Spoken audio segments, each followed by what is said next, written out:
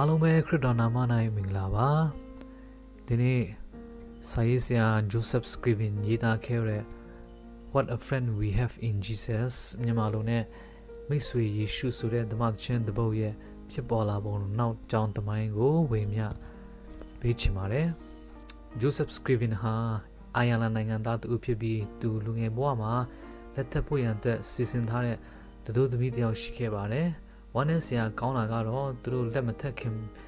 တရက်အလိုမှာပဲသူ့ရဲ့တတို့သမီးလောင်းဟာမတော်တဆနဲ့ရင်းနှီးတည်ဆုံးခဲ့ရပါတယ်ဒီအဖြစ်ဖြစ်ကြောင့်သူ့ကိုအကြီးကျယ်စိတ်တိခိုက်စေခဲ့ပါတယ်ဒီလိုနဲ့သူကအိုင်ယာလန်နိုင်ငံကနေကနေဒါနိုင်ငံကိုပြောင်းရွှေ့နေထိုင်ခဲ့ပါတယ်ကနေဒါနိုင်ငံရောက်တော့ဝမ်းနဲ့ဆရာကထက်ကြုံရပြန်ပါတယ်သူချစ်ရတဲ့ဒုတိယမြောက်တတို့သမီးလောင်းဟာလည်းပဲလက်မထက်ခင်လေးမှာပဲအဆုတ်နဲ့ဆိုင်တဲ့ယောဂါကြောင့်ကွယ်လွန်သွားခဲ့ရပြန်ပါတယ်ဒီလိုနဲ့စက်တိုက်ကြုံတွေ့ခဲ့ရတဲ့ဆုံးရှုံးမှုတွေဟာသူ့ကိုဖျားခင်အပေါ်ပိုပြီးမှမိခိုလာစေခဲ့ပါတယ်ဒီတခြင်းဟာကဘာကျော်ဖို့ရွယ်ပြီးမှရေးသားခဲ့တာမဟုတ်ပါဘူးမိခင်အပေါ်မှာထားရှိတဲ့မြတ်တာကြောင့်ပေါ်ပေါက်လာခဲ့တာပါ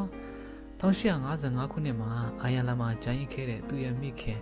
ဖျားနာနေကြောင်းကိုသူတည်ကြားသိရခဲ့ပါတယ်။ Scriven ဟာမိခင်စီပြန်ဖို့ရန်အတွက်ပိုက်ဆံမရှိပါခဲ့ပါဘူး။ဒါကြောင့်မလို့ဝေဒနာခံစားနေရတဲ့မိခင်ကိုအားပေးဖို့ရန်အတွက်စင်ဆက်မပြတ်ဆုတောင်းပါဆိုတဲ့ခေါင်းစဉ်နဲ့ကြပြတစ်ပုဒ်ကိုသူရေးပြီးပေးပို့ခဲ့ပါတယ်။ဒီစာလေးဟာဒီကြပြလေးဟာကျွန်တော်ဒီနေ့တည်ဆူနေတဲ့မိတ်ဆွေယေရှုဆိုတဲ့တခြင်းလေးဖြစ်ပါတယ်။ဒီကြပြကိုကျွန်တော်နဲ့ဖခင်ခင်ပေါင်းပြီးမှရေးသားခဲ့ဒါပါလို့သူနောက်ပိုင်းမှာဝန်ခံခဲ့ပါတယ်။နောက်ပိုင်းမှာဂီတပညာရှင် Charles ကတီးသွားတွေထည့်သွင်းခြင်းအပြင်ကဘာကျော်ဓမ္မတီးတပုတ်ဖြစ်လာခဲ့ပါတယ်။ Joseph Scriven ဟာပညာတတ်တစ်ယောက်ဖြစ်ပေမဲ့သူ့ဘဝတစ်လျှောက်လုံးကိုစင်းရဲသားတွေမုတ်ဆိုးမတွေရဲ့ဖျားနာတွေတဲ့သူတွေအတွက်ထင်းခွဲပေးခြင်းကူညီပေးခြင်းတို့ဖြင့်နှိမ့်ချစွာအသက်ရှင်သွားခဲ့ပါတယ်။ Joseph Scriven ကိုမြို့သူမြို့သားတွေကကောင်းသောရှာမာရီဆိုပြီးမှတင်စားခေါ်ဝေါ်လေးရှိကြပါတယ်။သူဟာသူ့ရဲ့ဘဝတစ်လျှောက်လုံးကိုပေးကမ်းဆွံ့ကြဲခြင်းနဲ့သူတစ်ပါးကိုကူညီခြင်းအဖြစ်မြုပ်နှံခဲ့တယ်ဆိုတာကိုတွေ့ရပါတယ်။ Joseph ဟာလွှနဲ့လွှခုံကိုထမ်းပြီးမှမုတ်ဆိုးမတွေရဲ့အိမ်လူမမာတွေရဲ့အိမ်တွေကိုသွားပြီးထင်းခွဲပေးလိရှိပါတယ်။သူဟာမိဒီအခကျွေးငွေကိုမယူဘဲစေတနာတသက်ဖြစ်ကူညီပေးခဲ့ပါတယ်တခါကလူတယောက်ကဂျိုဆက်ကိုထင်းခွဲပေးဖို့ရန်အတွက်အခကျင်းငွေပေးပြီးငားရမ်းချင်တယ်ဆိုပြီးမှပြောတဲ့အခါမှာဒေတာခန်တူက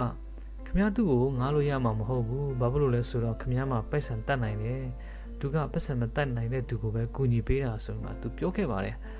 ဒီအချက်ကသူ့ရဲ့ကူညီခြင်းဟာစီးပွားရေးအတွက်မဟုတ်ပဲစစ်မှန်တဲ့မြတ်တာတသက်ဖြစ်ကြောင်းကိုပေါ်လွင်စေပါတယ်ပညာတတ်ဘွေရသူဖြစ်တော်လဲပဲသူဟာနှိမ့်ချစွာနေထိုင်ဖို့ရတဲ့ဆုံးဖြတ်ခဲ့ပါတယ်မိမိပိုင်ဆိုင်တဲ့မြတ်ကိုစွန့်လို့ကခရစ်တော်ရဲ့တောင်းပေါ်ဒေသနာ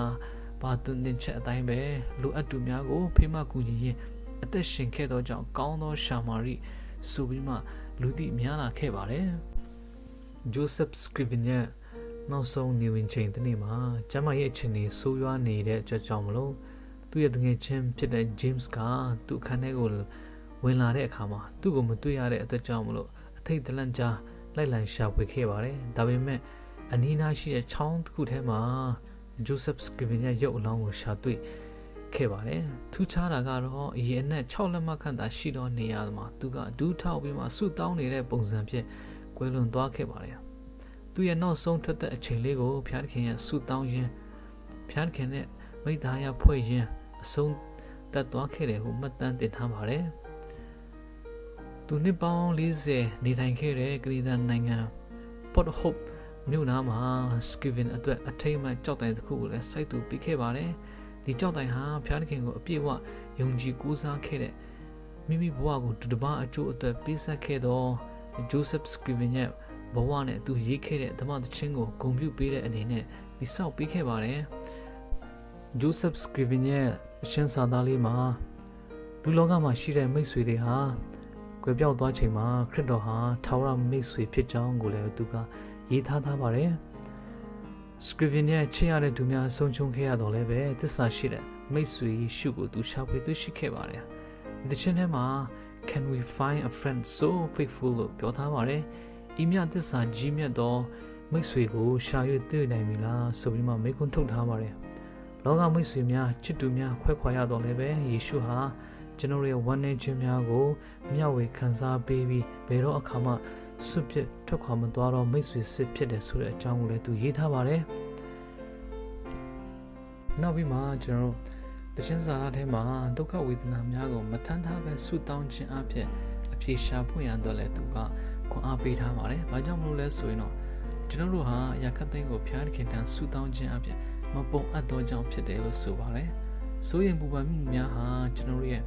ငြိမ်သက်ခြင်းကိုဖြစ်စီပါတယ်။ဒါကြောင့်မလို့ဆုတောင်းခြင်းကသာလဲကျွန်တော်ရဲ့ဝန်ထုပ်ဝန်ပိုးများကိုဖျားသခင်တန်လွဲပြောင်းပေးခြင်းအဖြစ်ကျွန်တော်တို့ဝန်ကိုပို့စီမှာဖြစ်ပါတယ်။ Joseph Scriven ဟာသူကိုယ်တိုင်နာကျင်ခဲ့ရတော့လည်းပဲဒုသမားကိုအလုတ်ကျွေးသူပြုခဲ့တဲ့သူတစ်ယောက်ဖြစ်ပါတယ်။သူရဲ့ဘဝမှာဝမ်းနည်းစရာသူချစ်ရတဲ့သူတွေကို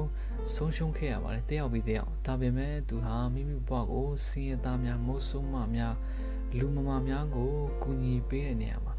သူရဲ့ဘဝကိုမြုပ်နှံခဲ့ပါတယ်။မိမိရဲ့နာကျင်မှုကိုဒုသမားအသက်မြတ်တာအဖြစ်ပြောင်းလဲပေးနိုင်ခြင်းအစစ်မှန်သောခရစ်ယာန်အသက်တာဖြစ်တယ်လို့ဆိုပါတယ်။ယနေ့ကျွန်တော်တို့ဘဝမှာ Joseph Scriven လိုမျိုးဝမ်းနည်းစရာတွေချစ်ရတဲ့သူတွေဆုံးရှုံးမှုတွေရှိကောင်းရှိပါလိမ့်မယ်ဒါပေမဲ့ကျွန်တော်တို့ရဲ့မိတ်ဆွေစစ်ဖြစ်တဲ့ယေရှုခရစ်ဟာကျွန်တော်တို့ရဲ့အတူအမြဲတမ်းရှိပြီးကျွန်တော်တို့ရဲ့အတွင်းစိတ်ကိုနားလည်ပေးနိုင်တဲ့သူရှိတယ်ဆိုတဲ့အကြောင်းကိုဒီဓမ္မသချင်းလေးကခွန်အားပေးနေသိထားတာဖြစ်ပါတယ်နောက်ဆုံးဓမ္မသချင်းလေးရဲ့စာသားလေးမှာမိတ်ဆွေများယွန်ရှာဆွပြစ်လင်ဆုတောင်းတဲ့ထံတော်ချင်းပါလက်တော်ဖြင့်ကွယ်ကာဆောင်းပါမည်ထိုမှာနှစ်သိရာကိုရှာလို့ရေးထားပါတယ်ကျွန်တော်တို့ရဲ့အချစ်အဆုံးသောသူတွေကျွန်တော်တို့အမှန်တကယ်ယုံကြည်ရတဲ့သူတွေတခါတည်းမှာကျွန်တော်တို့ကိုသစ္စာဖောက်တာတွေရှိပါတယ်ဆွပြစ်သွားတာတွေရှိပါတယ်သို့တော်လည်းပဲကျွန်တော်တို့ကဆုတောင်းခြင်းအပြင်ကျွန်တော်တို့ဖခင်ခင်တော်မှာချင်းကပ်မယ်ဆိုရင်တော့ကျွန်တော်ရဲ့မိတ်ဆွေစစ်ဖြစ်တဲ့ယေရှုဖခင်ကကျွန်တော်တို့ကိုဘယ်တော့မှဆွပြစ်မသွားဘူးဆိုတာကိုဒီဓမ္မချင်းလေးအပြင်ခွန်အားပေးချင်ပါတယ်